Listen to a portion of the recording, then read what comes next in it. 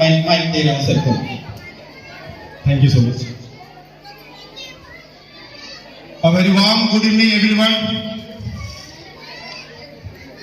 It's a great honor to stand here today and speak in front of you all on this special occasion, the school's annual function. Today is a day of celebration, a day to acknowledge the hard work and dedication of our students, children, and teachers and staff. First of all, special thanks to all the guests for accepting our invitation card and provide us your precious time. Thank you. And special thanks to all the parents to gather here and our lovely children. First of all, and backstage जो आपने देखा इसके पीछे कितना hard work होता है. And many congratulations to our team member to make the program successful and make the organization in this height. Hindi में कहावत है, अकेला चना भार नहीं फोड़ता. हर सक्सेस के पीछे एक हाथ होता है. तो आज मैं इस मंच से प्राउडली कह सकता हूं कि हमारे भी ऑर्गेनाइजेशन अगर सक्सेस है तो हमारे हर एक मेंबर का हाथ है. चाहे वो टीचिंग हो, चाहे नॉन टीचिंग हो, चाहे ग्राउंड स्टाफ हो. तो I would like to all the ladies and gentleman, please give a big round of applause to our member. In my speech, I want to share about the journey of Tom and Jerry School little bit. Tom and Jerry School is a unit of Satyadeva Edu Private Limited, which is working for more than a decade in the field of education. You can say Satyadeva is a one-step solution. आप कह सकते हो सत्यदेवा एक one-step solution है. Actually, Satyadeva is working in 4 different sections. That is competitive, academic, professional, and schooling. In competitive section, we provide all India-based entrance examination like IIT, JEE, NET, and all government job preparation like bank, license, PSC, WBS, etc. In academic section, we provide all coaching classes up to 10 and 11, 12 basically science. And in professional, we provide personality development courses like English spoken, IELTS, all those.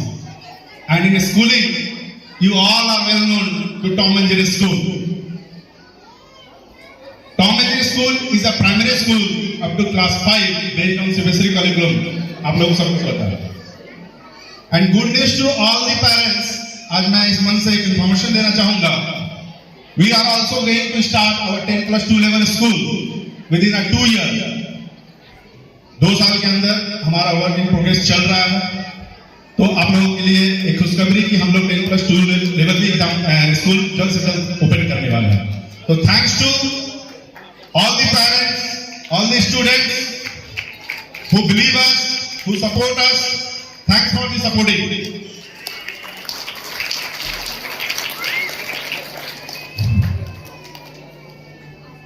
Today I want to ask one question. सभी के लिए है. उम्मीद करते सभी का answer सही होगा. सारे पेरेंट्स से मेरा एक सवाल है. उम्मीद करते हैं सभी का आंसर सही होगा. अगर मैं आपसे पूछूं कि एक सामान्य जिंदगी जीने के लिए किस चीज की आवश्यकता होगी?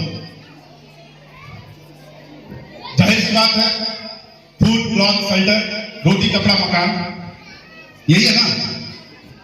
एक सामान्य जिंदगी जीने के लिए हमें रोटी, कपड़ा, मकान की जरूरत पड़ती है. लेकिन मेरा मानना यह है कि इन तीनों के अलावा, रोटी, कपड़ा, मकान के अलावा, मेरा मानना यह है कि एजुकेशन का भी बहुत इंपॉर्टेंट रोल है. क्योंकि एजुकेशन, ज्ञान, नॉलेज वो इन्वेस्टमेंट है जिसका डिविडेंड, जिसका मुनाफा लाइफ टाइम तक मिलता है. आप लोग ध्यान से समझिएगा चीजों को.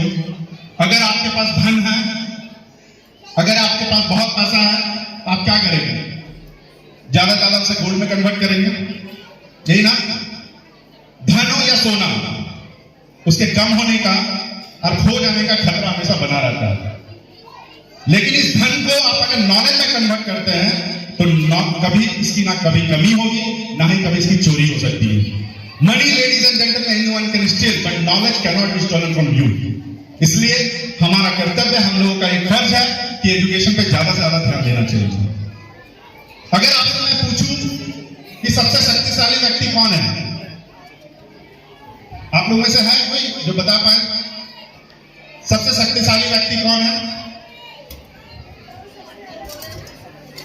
जिसके पास पावर है ना? यही मानते हैं ना हम लोग, जिसके साथ पावर है, जिसके पास वेपन, शस्त्र है, या फिर किसी कंट्री का राजा है, या किसी सल्तनत का वारिस है। तो मेरा मानना यह है कि मनी, वेपन्स किसी को पावरफुल नहीं बनाता। अगर बनाता भी है तो कुछ समय तक। धन आज है, कल नहीं होगी। शस्त्र का ज्ञान तभी तक जब तक से वो चल जा सकता है। Once it is, it become absolute. But शास्त्र का ज्ञान कभी नहीं कमता, है ना? क्योंकि शास्त्र ज्ञान हमेशा शस्त्र ज्ञान से ज्यादा असरदार, प्रभावशाली और शक्तिशाली होता है ना? तो एजुकेशन का मतलब अपने बच्चे को, जैसे कि एक बच्चे को बनाने में 3 लोगों का बहुत अहम रोल होता है। मैंने ऑलरेडी डिस्कस किया था आप लोगों से कि पहला रोल टीचर्स का, दूसरा रोल पेरेंट्स का, तीसरा रोल बच्चे का। बच्चे हमारे छोटे हैं, इसलिए मैं उसके ऊपर नहीं बोल सकता कि बच्चे पे जिम्मेदारी दें, लेकिन हम लोगों का रोल बहुत है। लेकिन आजकल एजुकेशन का मतलब ही बदल चुका है। आजकल एजुकेशन का मीनिंग ही टोटल बदल चुका है। तो पेरेंट्स प्लीज आप लोग ध्यान दीजिएगा कि एजुकेशन का सही मतलब बच्चे को बताइए। आजकल एजुकेशन का मतलब पता है क्या है?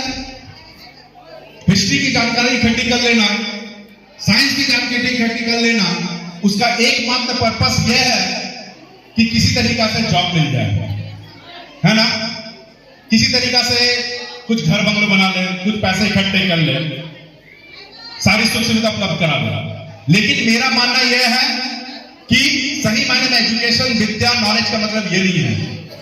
विद्या का मतलब यह है या विद्या सा विमुक्ते, वो विद्या जो आपको अज्ञानता के बंधन से मुक्त करे, जो आपको दुखों से मुक्त करे, जो आपको विकारों से मुक्त करे। विद्या का मतलब यह होता है। मैं एक आपसे बात बताना चाहता हूं, अगर कोई डॉक्टर बन जाता है तो शायद वो साइंस की पढ़ाई करता है, लेकिन उस डॉक्टर के अंदर बुराई है, अगर उस डॉक्टर के अंदर क्रोध का भावना है, एंगर का भावना है, अगर उस डॉक्टर के अंदर हिंसा का भावना है, जेलस का भावना है, क्या कभी वो सुखी रह सकता है क्या? चाहे वो डॉक्टर बन जाए, इंजीनियर बन जाए, ऑफिसर बन जाए, सीएम बन जाए, पीएम बन जाए, चाहे कुछ भी बन जाए, लेकिन कभी सुखी नहीं रह सकता। विद्या इसलिए ताकि आपके अंदर अच्छा संस्कार है, विद्या इसलिए ताकि आपके अंदर अच्छाई है। डॉक्टर बने, इंजीनियर बने, बच्चे को कोई दिक्कत नहीं, बनाइए, लेकिन एक अच्छा नागरिक जरूर बने। यही हमारे देश के साथ सबसे बड़ा प्रॉब्लम है।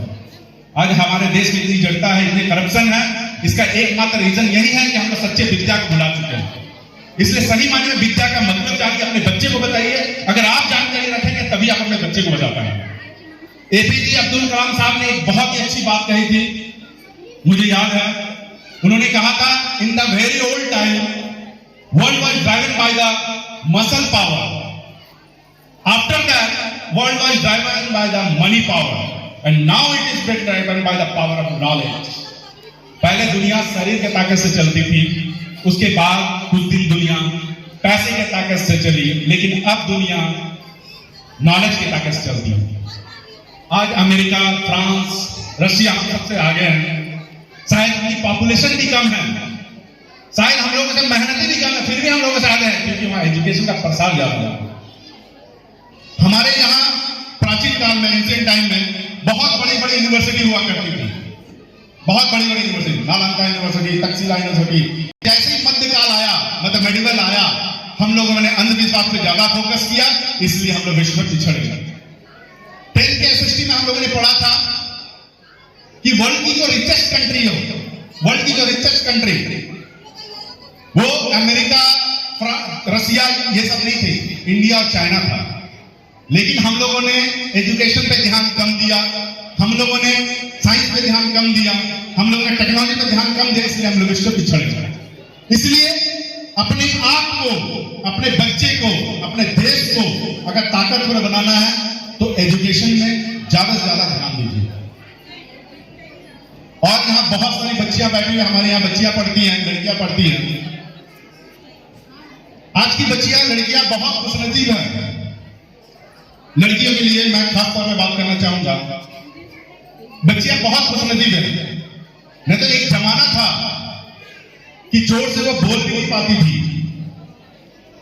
काना फूसी करती थी। हमारी दादी माँ, नानी माँ घूंघट के नीचे बात करती थी, चिल्ला कुछ बोल भी नहीं सकती थी। लेकिन आजकल की बच्चियां कितनी खुशनसीब है, लड़कियां कितनी खुशनसीब है कि आज वो आत्मविश्वास के साथ घर से बाहर निकलती है। और आप गार्जियन से रिक्वेस्ट किया है कि आप अपनी बच्चियां को इतना कनेक्टिविटी बना के रखें ताकि वो अपनी चीजों को बता पाए, है ना। और एक चीज, आजकल के बच्चे बहुत सेंसिटिव हो गए हैं, शायद आप लोग फेस करते होंगे। आजकल के बच्चे बहुत सेंसिटिव हो गए हैं। जब पहले जॉइंट फैमिली हुआ करते थे ना, तो कोई बच्चा आया, उसको लगाया, कुछ नहीं, रिएक्शन था, चला गया। टीचर की मार खाते रहते थे, डांट सुनते रहते थे, फिर भी मुस्कुराते थे। लेकिन आजकल के बच्चे बहुत सेंसिटिव हो गए। आजकल के बच्चे को अगर उसके टीचर्स, उसके पेरेंट्स अगर बोलते हैं तो उसे बुरा लगता है। बुरा नहीं लगना चाहिए, क्योंकि एक छोटा सा किस्सा सुनाते हैं। एक गाय जंगल में, अचानक उसे एक बाघ दौड़ा दिया। गाय अपनी जान बचाने के लिए भागी, दौड़ के भागी, भागते भागते क्या हुआ, वो दलदल में फंस गई। दलदल में फंस गई, बाघ भी पीछे पीछे दौड़ा, बाघ भी दौड़ते दौड़ते क्या हुआ, दलदल में फंस गया। लेकिन गाय से थोड़ी दूरी में थी, गाय से थोड़ी दूर में थी, बाघ गाय से थोड़ी दूर में थी। गाय उस समय मुस्कुरा के बोलती है, बाघ आज तो तू गया। बाघ उसके बाद जवाब देता है, तुम क्यों मुस्कुरा रही हो, तुम भी तो मरोगी। तो गाय बोलती है, नहीं मैं नहीं मरूंगा, देखना।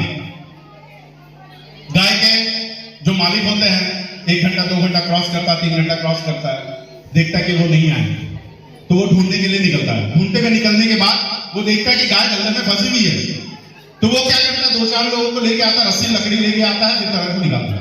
गाय निकलने के बाद एक बात बोलती है, देखा, जिसे संभालने वाले होते हैं वो दलदल में फंस के कभी नहीं मरते। उसी तरीके से बच्चे के टीचर्स, पेरेंट्स उसको संभालने वाले हैं। अगर बच्चे को आप ये संस्कार देंगे, उसके डांट के पीछे चिंता को समझेंगे, तो हमारे भी बच्चे कभी गलतियां के, बुराइयों के दलदल में नहीं फंसेंगे। बस इतना जानना। इसलिए अपने बच्चे को सही संदेश, वो सबसे बड़ा जरूरी है। व्यक्ति केवल शरीर और दिमाग नहीं होता, व्यक्ति एक मन और आत्मा होती है। Mind is sharpened by the knowledge and information. Mind तो तेज होता है, लेकिन एक अच्छा इंसान बनेगा, ये बहुत जरूरी है। दया के मतलब कमजोर के प्रति दया करना सिखाइए बच्चे को, गरीब के प्रति मतलब मदद करना सिखाइए, ये बहुत जरूरी है। तो क्योंकि आज आप लोगों से ये फर्स्ट हमारा एनुअल कल्चर प्रोग्राम आप लोगों से आज सेलिब्रेट हम लोग कर रहे हैं, तो बहुत अच्छा लग रहा है कि आप लोग सभी को इतने इंटरेस्ट के साथ, बस थोड़ा पेशेंस बनाए रखिएगा, क्योंकि बच्चे लोग के प्रोग्राम में आप सब जानते हैं कि कितना कुछ कंट्रोल करना पड़ता है। और बहुत सारे पेरेंट्स उधर पे भी खड़े हैं, तो सर सभी को मैं मतलब बोलूंगा कि किसी तरह से एडजस्ट करके आप लोग पेशेंस बनाए रखिएगा। तो thank you all the parents, all the members, सभी को मैं फिर से धन्यवाद देना चाहता हूं, आप लोगों ने टाइम दिया। Thank you so much. मैं अपने बात का विराम देता हूं। Thank you so much. Thank you.